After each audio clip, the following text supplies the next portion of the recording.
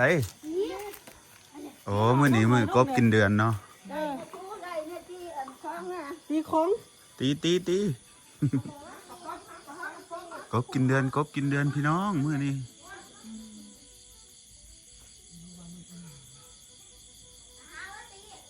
สุริยะยังมาบัดยังมาเดือนกระทางมาตีเอาเพิ่นว่าอันเด็กสร้างงานตี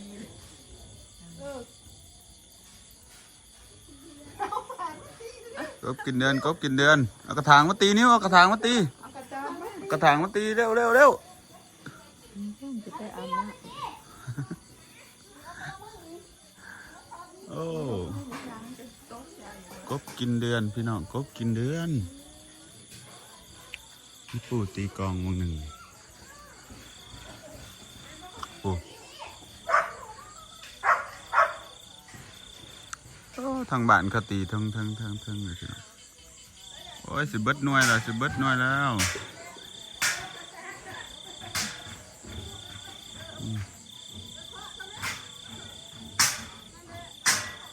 เคาะนิ้วเคาะสิเบิดแล้วเคาะเต็มมัดบ่เคาะแห้งตีเคาะ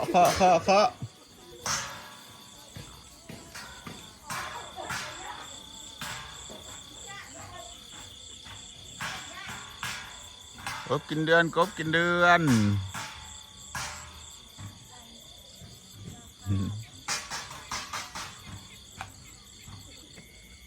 นตะกี้นี่มันเหลือน้อยหนึ่งมันนี่ไข่ออกมาแต่เดิมใหญ่ขึ้นกบกินเดือนอิ่มเต็มบ่ค่ะมันค่าอันเป็นอย่างมันใช่อิ่มเต็มได้เขาได้นะบ้านเมืองจะเด้อปลาปุ่มซุ่มเย็นมันก็อันเดียวหันแดหันคอยว่ามันค่าเดี๋ยวมันเดิมค่ายออกมาเดี๋ยวเมื่อกี้นี่เดือน้อยเดียวเกือบเบิร์ดอันนี้มันค่าโอ้คุณตีกองกันน้อยเดียวตื่นคือไปบ้านสบายของนี่เสียงโป่งเสียงกองเขาฝนตกแล้วพี่น้องเอ้ยมื้อนี้คือย่ามมันเดือน5เดือน6นี่เนาะฝนตกใหม่ๆพี่น้องคืนนี้ก็กบกินเดือนผู้ใดเห็นแน่เนาะคืนนี้มาเล่าสู่ฟังนะพี่น้องหรือว่าบ้านอีหยังแหละสุริยะสุปะขะอีหยังนี่แหละเนาะบ่สุก็บ่ค่อยเข้าใจปานใดแต่ว่าทางผู้เฒ่าบ้านบ่ส่งนี่เพิ่นว่ากบกินเดือนเนาะเพิ่นเอา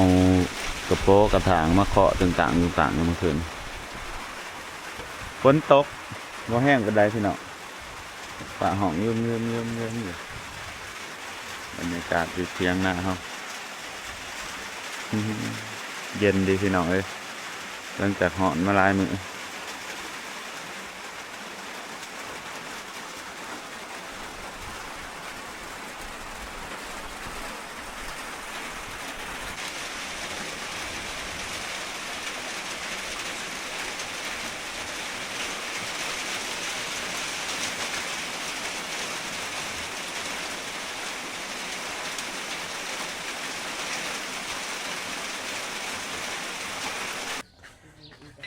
สบายดีพี่น้อง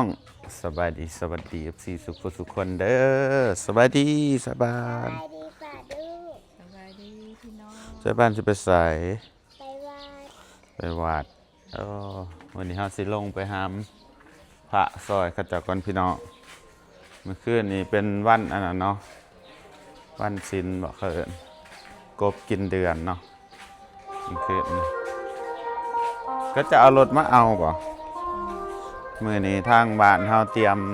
นั่นสถานที่วัดว่าอารามเนาะพี่น้องเตรียมมื้อวันอันนั้นแหละมื้อวันสิสมโพธิพระพี่น้องวันที่14นี่เนาะ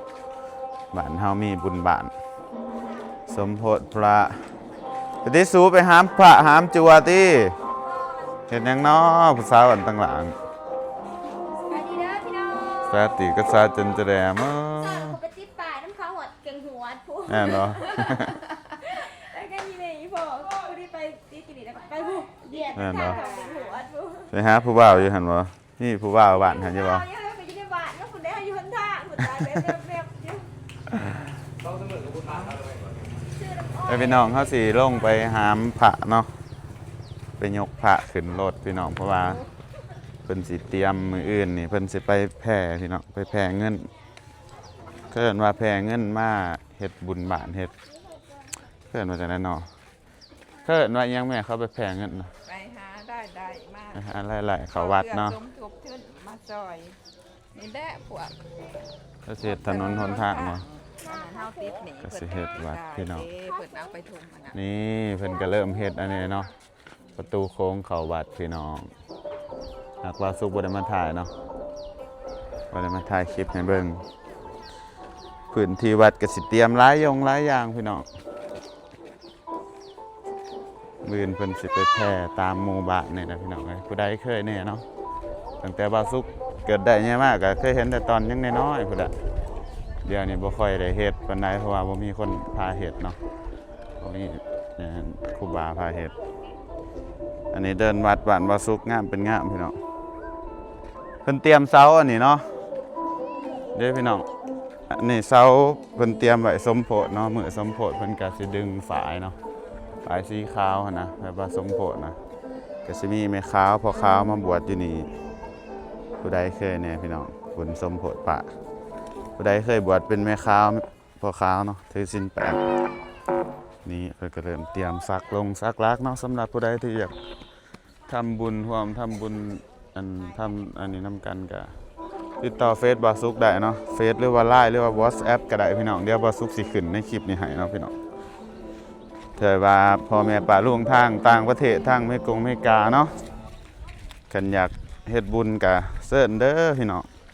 ได้ทั้งหมดก็เข้าหมู่บ้านเฮาเนาะอันสร้างวงสร้างวัดบ่สร้างหนทางบ่เนาะก็ถ้าเบิ่งอีกทีนึงอันนี้เป็นศาลาแคมป์น้ำเสเฮาพี่น้องทางบ้านเพิ่นก็เอาไม้มาตีฝากใส่เนาะมาสาบมาอีหยังเขาเอิ้น ปลาสุกกระลืมเลยเพิ่นสาบแล้วก็มาปูนี่พี่น้องแล้วก็บัดนั้นเพิ่นสิเอาอันนั้นมาปูเอาผ้ามาปูเพื่อให้แบบว่าพระเนาะมื้อวันงานสมโภชพระหรือว่าจั่วเนี่ยมานอนมาพักมาเช้าอาจจะบ่ถึงขั้นนอนหรอกเพราะได้มีบ่อนอยู่บ่อนเช้าพี่น้องอันนี้เป็นศาลาที่ชาวบ้านเพิ่นเฮ็ดตั้งแต่ประมาณว่าสุกจื้อความได้ประมาณ 6-7 ปีก่อนพุ่นแหละเนาะเกือบ10 ปีศาลาตัวนี้เพราะว่ามันบ่ทันแล้วพี่น้องมันบ่มีงบเนาะตอนนะเพิ่นก็เซาเฮ็ดแต่ก็เซาเลยบ่ได้เฮ็ดในวัดในว่าต่อตั้งแต่พุ่นมาพุ่นแหละพี่น้องเพิ่นหลายปีแล้วเนาะวัดบ้านบ่อสุกนี่บ่ได้สร้างบ่ได้สร้างมาเป็นสิเข้า10 ปีแล้วพี่น้องเพราะว่าบ่มีคนอยู่แต่ก่อนน่ะสิมีอันนี่ปู่แล้วก็ผู้ใหญ่ในบ้านนี่เนาะเพิ่นพาเฮ็ดพาสร้างพี่น้องวัดพ่อวัดนี้เพิ่นเสียไปแล้วเนาะเพิ่นเบิดอายุเพิ่นแล้วนะก็บ่ค่อยมีคนนำพาพี่น้องอัดมาปีนี้ตกปีนี้มามีพระอาจารย์เนาะพระอาจารย์อันเพิ่นเป็นคนบ้านตังหลางนะครับนี่แหละพี่น้องเพิ่นมาพาเฮ็ดพาสร้างเพิ่นก็อันบ่แม่นคนบ้านตังหลางแท้ๆหรอกเพิ่นหันเกิดอยู่น้องแห้งแล้วก็มาใหญ่อยู่ตังหลางแล้วก็ไปอยู่นาคามจังซี่นะกับเราได้ก็คือแบบว่าเป็นลูกหลานเขานะลูกหลานบ้านตังหลางเป็นพามาเฮ็ดมาสร้างเนาะไปมื้อนี้เพิ่นสิพากันยกพระให้เนาะพระหูปปั้นพระอาจารย์ครูตู่เนาะใช่เขาสิยกอยู่ใส่อยู่บัดนี้เนาะหูปปั้นพระอาจารย์ครูตู่พี่น้องอาจารย์ครูตู่นี่ก็คือพระอาจารย์ตะกี้ตะก้อนเนาะพี่น้องเพิ่นบางคนนับถือเพิ่นหลายพี่น้องเป็นผู้ใหญ่ของบ้านได้แหละสิว่าได้เพิ่นก็เป็น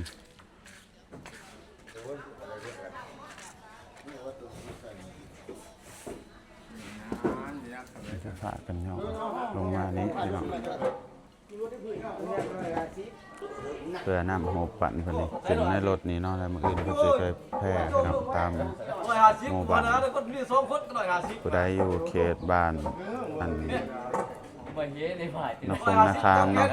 ก็สามารถมาร่วมบุญได้เด้อพี่น้องผู้ใดเห็นคลิปนี้เพิ่นสิแห่ไปฮอดบ้านสะพายพุ่นแหละเนาะสะพายโคตรไส้ ลายลังมากันเอาป้าซื้อให้หน่อยนะเพราะสิว่าอยากได้เสื้อผมว่าเพราะได้ สู้แห้งสู้ใจกันเกิดอยู่สู้โกง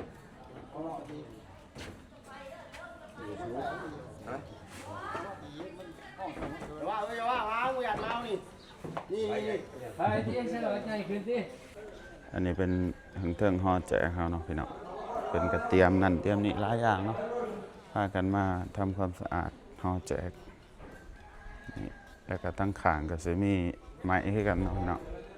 วันนั้นพวกพ่อค้าแม่ค้าก็สิบวชก็สิเต็มไว้แล้วเนาะเดินแถวนี่ก็จะสิบวชเปิดคืนนะพี่น้องสมโภชพระเนาะเป็นว่าฮอแจกบ้านมาสุกบักใหญ่ๆมันพี่น้องตะกี้เพิ่นพาเฮ็ดพาสาเนาะ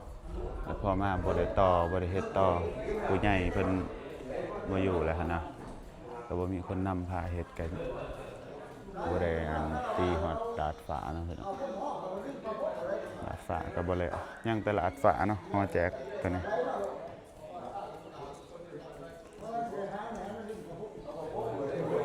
เดี๋ยวเฮาสินำหูปปั้นเพิ่นนี่แหละเนาะไปหูปปั้นอาจารย์กูตุพี่น้องสีดำนี่สิพากันหามไป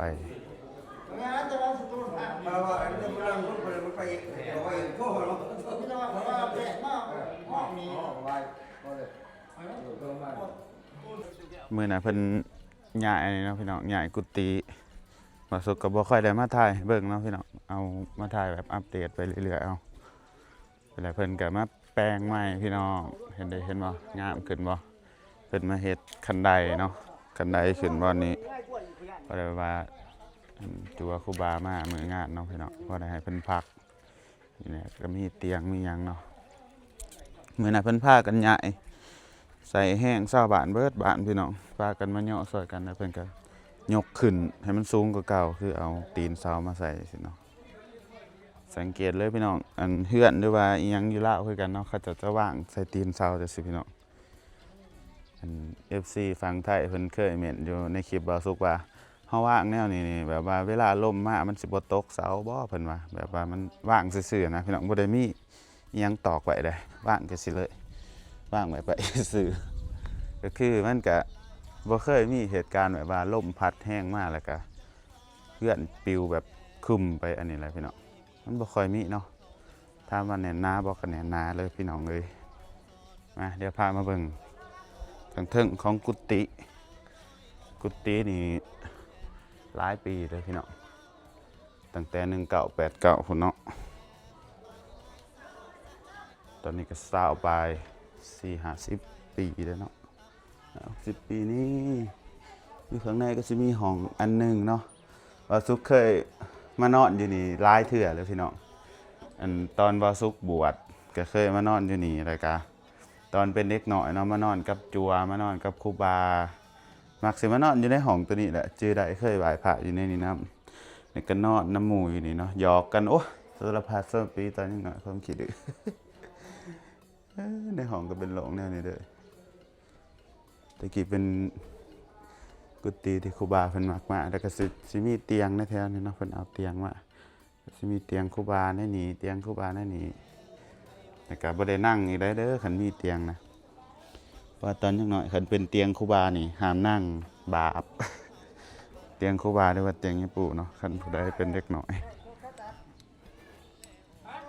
จะประมาณนี้วัดบ้านบ่อสุกวัดอันบักย้ายมันเอาให้น้องเนาะแต่กี้เพิ่นพาสร้างพาเฮ็ดเพิ่นก็ไปแพร่อันแพร่นี้แน่แล้วก็มีอันคนเมกาซอยนี่เนาะพี่น้องเดี๋ยวพามาเบิ่งซิมน้ำไปเดี๋ยวสุกพามาเบิ่งซิมเดี๋ยวจักหน่อยสิย่อนี่ซอยกัน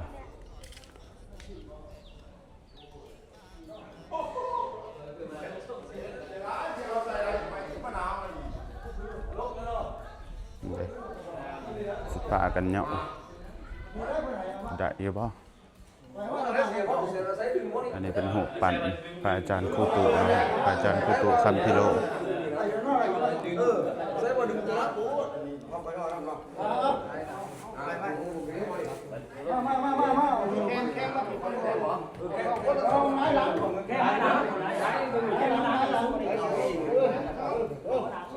คือสินักครับ ได้อยู่ พุ่งบนหลังลูก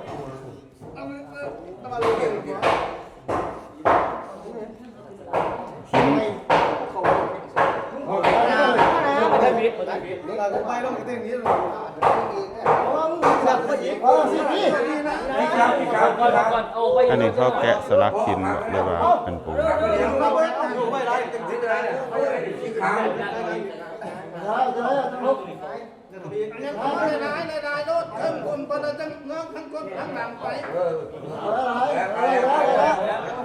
ไม่บนดึงนะกันหรอว่าเรา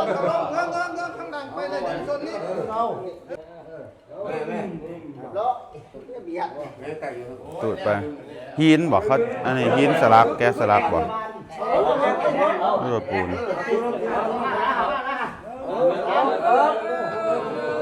ไปเพิ่นจะไปสร้างบ้านสร้างเฮือนพระอาจารย์ครูตุคำพิโรจน์น้องพี่น้อง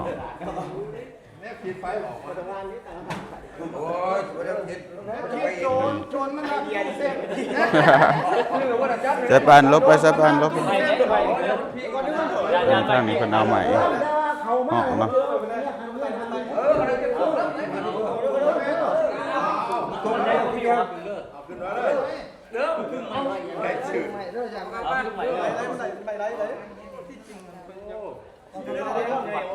พยายามว่ามันจะเป็นมากเพราะอะไรไปไหนบ้างไม่กันเพราะว่าแล้วงวยไหนเลยล่ะงวยเลยล่ะตุ้มเต่าแล้วเป็นผู้คุ้มทั้งนั้นอันนี้แฟนเจ้ามันกดเทียงมันแฟนมันบุญแล้วเทียงดึงมาแล้วเอาไปเนาะมันน่าเครื่องเลยไปเครื่องนั้นหน้าไม่ก่อน ลูฟี่ออกไป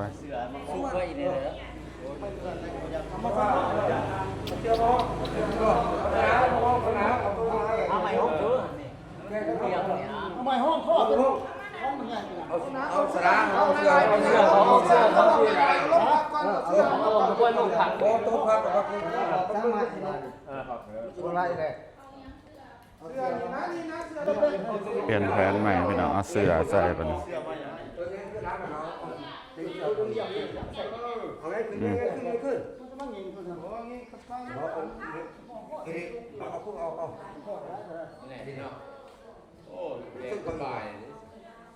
ป้าไงชับแบบเดียวหรอนี่บ้านนี่ไปแล้วมันยุ่งอย่าจะมันยุ่งนี่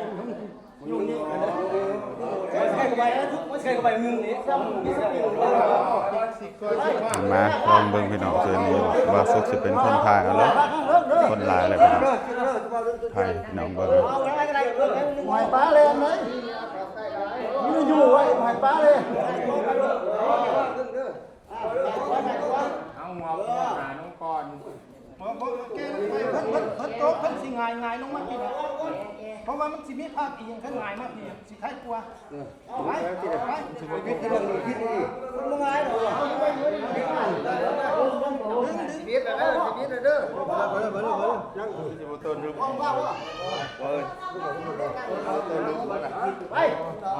่าไปต้นแดดไห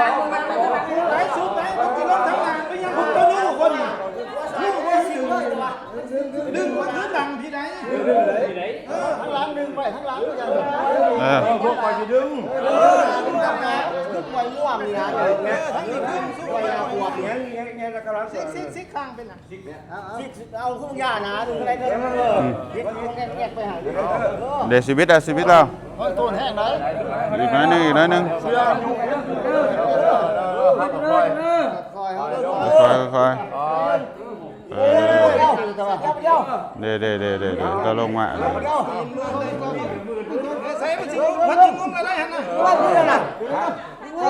ไปอ่ะเอาเลิก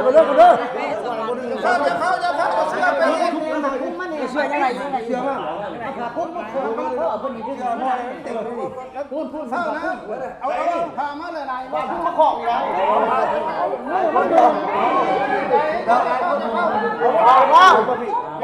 ไปเยี่ยผ่าหัวมาเขาขึ้นบอกผ่าวันจะเพิ่งผ่าวัน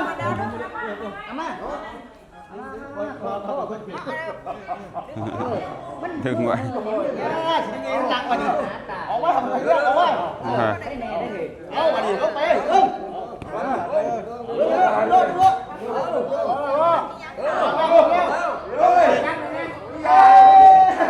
เด้ได้แล้วบาดนี้พี่น้อง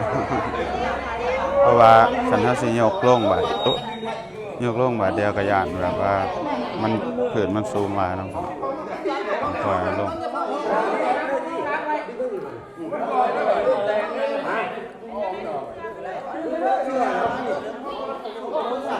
นั่งลุกมาดึงเสื้อนะคอยว่าเสื้อก็เอาไปนะเสื้อแล้วถ้า เดี๋ยวพี่น้องซอยกันมาหลายคนจังงั้นจังสิไปย้ายพระอาจารย์คู่ตูมาใส่รถเด้อพี่น้องเด้อ มีเสื้อแต่ว่ามันก็ต้องไปด้วย บัดนี้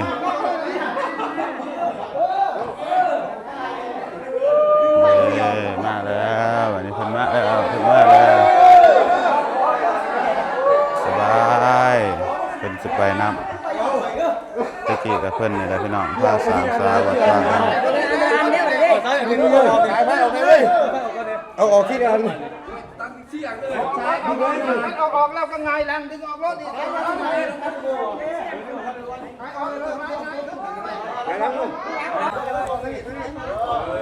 พี่น้องเพิ่นสิยกลงนี่เนาะเอาลงคันใดบัดนี้จริงๆอ่ะลงอย่างไรสักหน่อยนะคันใดนี่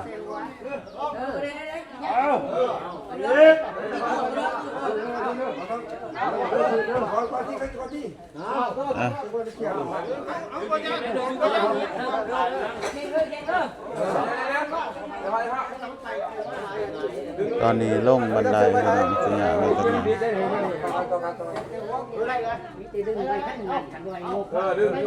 สาบานยกซอยกันพูดหรอก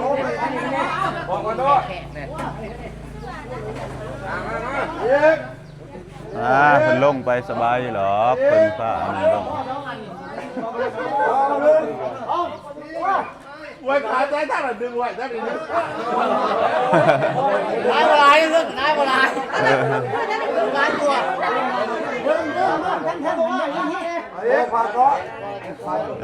เห็นเดี๋ยวเพิ่นลงมาแล้วพี่น้องเลยเพิ่นลงมาแล้วเพิ่นลงมาแล้วเพิ่นสิขึ้นรถบันไดหุ่นใดล่ะเด้เนี่ยสบายเพิ่นลงมาตีนเด้อตีนเด้อ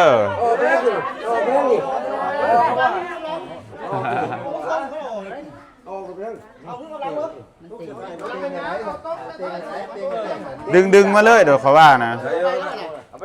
ดึงมาเลยรถจังตูดออกก็ได้ให้มันหอดรถก่อนรถ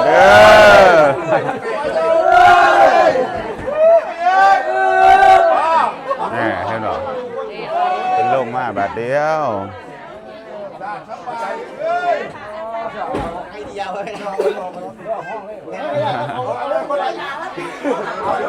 กล้วยเอาจังปินเอา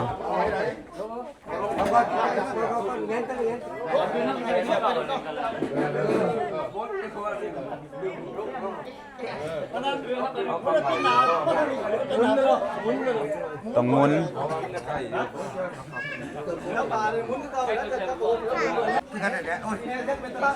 แท้ขี้ไปซื่อๆคืออยู่ดอกคนมองก็ต้องอยากเบิ่งนี่มา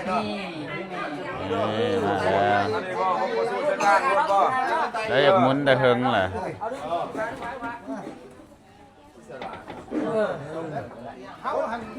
เขายังสิได้แปลงใหม่อยู่ดอกเพราะว่าเขาใส่ไปนี่เพราะว่าเขาสิว่าเขาได้จะมาท่ายปานใดแม่นล่ะว่าของเขาเจียวตามเขาต้องไว้ฟ้านั้นเขาก็สิได้จับได้ถึงได้มันก็สิเส้นสิสู้ไปด้วยอยู่บ่ขึ้นทั้งหน้าได้อยู่บ่ได้บ่เดี๋ยวกูย่างคือเด้งไปพี่น้องเดี๋ยวบ่สุกพามาเบิ่งบ้านบ่สุกเนาะ มื้อวันที่14เด้อวันบุญบ้านเฮาผู้ใดสิมาบวชก็มาเด้อหรือว่าผู้ใดบ่สะดวกบวชก็มาโม่บุญก็ได้เนาะเอิ้นว่าโม่บุญบ่โม่บุญมีแล้วข่อยสิเฮ็ดโรงทานคือกันนะข่อย เป็นหน้า ข้าวผัดหรือว่าน้ำเนาะเพราะว่า เด้เนาะศรัทธาของไฟ เพราะว่าสิมีอันนั้นมาบวชเด้อคนนี่แหละคนธรรมดานี่แหละมาบวชเป็นพ่อค้าแม่ค้าเอาจังซี่นะ ไม่เสียทีได้เนาะออก นี่แหละเขาก็สินั่งอยู่นี่เต็มเบิดนี่แหละพี่น้องว่าสุกตอนยังน้อยก็เคยบวชอยู่หัดอดนอนบ่ได้ แม่นอดนอน เพราะว่าเขาต้องนั่งสวด ตอนยังน้อยค่ะ เบิดคืนพี่น้อง ไปครูพยาบาลครูบา แม่น ได้ก็ว่า10 บาท แม่น ไปสมโภช ตะกี้บุญสมโพธิมีตลอดเนาะจักหน้อยมื้ออื่นมื้อคืนนี่ก็บุญสมโพธิมันบ้านคำหยาดพี่น้องบ่สุกก็สิไปถ่ายคลิปอยู่เพราะว่ามี FC เดินสมาคือตอนนี้นะ FC เพิ่นว่าอยากให้ไปถ่ายเขาสิไปถ่ายให้เพิ่นเบิ่งเพราะว่าบุญบ้านเพิ่นเดี๋ยวพี่น้องซิมบ้านเฮาตะกี้ก็สิมีอันพระอาจารย์พระสางเนาะอยู่ว่าญี่ปุ่นซิมนี่แต่ข้าวญี่ปุ่นวังบ่แต่ข้าวบ่สุกยังน้อยเนาะเกิดมาก็เห็นเลยตะกี้มันสิมีฮอแจกเก่าอยู่ในนี้ฮอแจกใหม่ ไข่ไหมเนาะ เฮ้ยบ่แม่นอันกุฏิตัวไผใหม่ตัวนี้ฮอแจกอยู่ในบ่อนนี้พี่น้องเดี๋ยวบ่สุกสิขึ้นคลิปให้เบิ่งเนาะบ่สุกมีคลิปเก่าฮอแจกอยู่ได้ตอนเพิ่นหมางตะกี้บ่สุกตอนได้ข้าวถ่าย YouTube ใหม่ๆพุ่นแหละในช่องที่อันบ่สุกปิดเป็นส่วนตัวไว้เนาะเดี๋ยวซิมแต่ก่อนก็สิประมาณนี้แล้วก็ได้ฮอแจกอยู่หั่นเนาะบัดพ่อแล้วเบิดอายุผู้ใหญ่เพิ่นแล้วก็บ่มีคนพาเฮ็ดภาษาเนาะก็มาเริ่มตอนนี้แล้วพี่น้องได้ซิมอันนี้เป็นกุฏิแปลนเบิร์ดพี่น้องอันนี้ก็เป็นกุฏิอีกอันหนึ่งตะกี้มันจะมีกุฏิใหญ่กุฏิน้อยกุฏิน้อยนี่จะเป็นกุฏิของครูบาของจัวเนาะ จนหา จัวมาอยู่ ครูบาบ่มีครูบาอาจารย์มาอยู่ ตะกี้บาวซุกมานอนอยู่นี่แล้วก็ปูวังกันอยู่ปูวังตะกี้บาวซุกเคยบวช1 ปีพี่น้องในวัน1 พรรษาเนาะบวชแต่ก็นอนอยู่กุฏิใหญ่ตัวนั้น แต่ว่าไฟใหม่แล้วมานอนอยู่นี่พี่น้องบาวซุกบวชจื้อได้แต่ข้าตะกี้ของน้ำอยู่ผู้เจ็บท้องอยู่นี่บ่กล้าไปขี่ตอนยังน้อยตอนเป็นจัวพี่น้องก่อนมาขี่อยู่นี่นะก่อนมาคุดคุ้มขี่ อยู่แก้มซิขี่ดื้อพี่น้องเอ้ยมาเดี๋ยวสิพามาเบิ่งอันนี้เนาะตะกี้เพิ่นสร้างที่ว่าสร้างได้ซิมได้หยังตะกี้น่ะก็สิมีแบบเพิ่นไปแพร่จังซี่แหล้วพี่น้องเพิ่นพากันไปแพร่จังซี่แล้วก็สิมีแบบว่าอันคนทางประเทศ USA เนาะพี่น้องนี่ว่าสหรัฐอเมริกาเพิ่นสมทบทุนมาแล้วก็สิมีแบบคนลาวคนหยังนี่แหละพี่น้องเพิ่นซอยกันเนาะนี่เด้เวลาเพิ่นอันมีคนอันนี้สมทบทุนมาเพิ่นก็มาเขียนไว้เนาะจังซี่พี่น้องเห็นดิเห็นบ่อันนี้มีอันนี้รายชื่อเนาะพี่น้องเพิ่นน่าจะเบิ่งคลิปบ่าวสุกอยู่บ่เนาะอันนี้เป็นทานอินทาแล้วก็นางเปพิรวัตรเนาะ 1,900 เหรียญพุ่นแหละพี่น้องเพิ่นเฮ็ดบุญอันนี้นางแหล่คงหลอดนี่ก็ 1,000 เหรียญอันทานปังนางไส้600 เหรียญพุทานวันนะคาวเดชั่นนี่ก็500 เหรียญพี่น้องทานซีมอนจันทประเสริฐทานแอดคงหลอดพี่น้องหลายเยอะแยะเนาะมักได้หลายมันอ่านตามนี้ได้เลยพี่น้องบ่ได้มีแต่ซ้ำนี้ได้เด้อพุ่นแล้วก็อันนี้ผู้นำภาคก่อสร้างเนาะพี่น้องก็สิมีปูวังเนาะตะกี้ปูวังนี่900,000 กีบเงิน900,000 กีบตะกี้พี่น้องคิดว่ามันอันกันตีเป็นเงินดอนกับลายดอนนะพี่น้องตะกี้อัน100 เหรียญตะกี้ประมาณ 4-5 แสนนี่แหละพี่น้องแต่ก่อนเนาะแต่ข้าวพุ่นแหละจะโดนแล้วล่ะแล้วก็พวกปูผ้า3,500,000โอ้ตะกี้พี่น้องพวกทานบุญจันทร์ในโฮมมันต่างๆนี่ก็1 ล้านอันนี้พอเฒ่าบ่าวคำสิงเนาะอันนี้ก็ทานสำลิดนี่ก็คือพอเฒ่าน้องปลาพี่น้องน้องปลานี่ครับตะกี้เราเป็นแม่บ้านอันนี้พ่อหนูแดงกับพอเฒ่าซาตีบเนาะพี่น้องอันนี้อันทานคำพานก็คือลุงพานอันนี้ลุงบัวสีโอ้แต่ข้าวบ่สุกยังน้อยเนาะบ่อึดคนผู้เฒ่าหั่นนะผู้ใหญ่เพิ่นพาสร้างตะกี้แบบเขาจะม่วนอีหลีเลยพี่น้องเฮ็ดอยู่ในวัดมีหยังก็ลงมาวัดอันว่าวันทรงวันศีลเฮ็ดกิจกรรมนั่นนู่นนี่เนาะพี่น้องม่วนขนาดเดี๋ยวพาเบิ่งข้างในซิมพี่น้องข้างในซิมก็สิมีพระเนาะพระนี่ก็เป็นศรัทธาของอันของตนญาติโยมเนี่ยพี่น้องเพิ่นมาถวายก็สิมีชื่อติดไว้เนาะพ่อแม่บ่าวทุกก็เคยถวายคือกันเด้อพี่น้องตะกี้ อันนี้ของทานหมอคำเผยเดี๋ยวเป็นกสิมีสื่อผู้อันนี้เนาะเห็นเด้อันนี้พระของที่ครอบครัวบ่าวสุขเนาะมาถวายพี่น้องนี่เห็นได้ศรัทธาสามทานคำตานี่ก็ถาวบานนั่งเหมือนเนาะพี่น้องไปพี่น้องว่าสุขกาสีทายให้เบิ่งได้เพื่อนซ้ำนี้เนาะพี่น้องอันผู้ใดก็อยากเฮ็ดบุญก็เตรียมเด้อพี่น้องฮอดมือบุญมืองานด้วยว่าผู้ใดอันนี้ก็ผู้ใดอยากเฮ็ดก่อนก็ได้เนาะพี่น้องยามบุญยามงานก็อยากเป็นโรงทานบ่หยังบ่ก็ติดต่อบ่าวสุขมาก็ได้พี่น้องบ่าวสุขสิเป็นสะพานบุญให้ส่วนของบ่าวสุขเองบ่าวสุขก็สิเฮ็ดคือกันเนาะโรงทานจักสิเฮ็ดหยังแหละเบิ่งงบในกระเป๋าเจ้าของก่อนเนาะพี่น้องคันงบบ่หลายก็สิแจกนงแจกน้ำคันงบหลายแน่ก็สิอันเฮ็ดข้าวข้าวผัดเนาะพี่น้องประมาณนั้นเฮ็ดนั่นเฮ็ดนี่นี่แหละพอได้บุญนำเพิ่นเนาะอยู่เย็นเป็นสุขขนาดแต่ก่อนภาพในแต่ก่อนสิมีหอแจกอยู่นี่มีต้นโพอยู่หันแต่ว่าต้นโพมันหลบเนาะพี่น้องแล้วก็หลายอย่างพี่น้องแบบในอดีตแต่ก่อนวัดบ้านวาสุกแบบเจริญแฮงแต่ว่าพอแบบผู้ใหญ่เพิ่นเสียไปแล้วก็บ่ค่อยมีคนนำผ้าสร้างเนาะพี่น้องก็เงียบไปเลยหอแจกใหม่ก็จนบ่ได้ปูอันนั้นเนาะบ่ได้มุกอันนั้น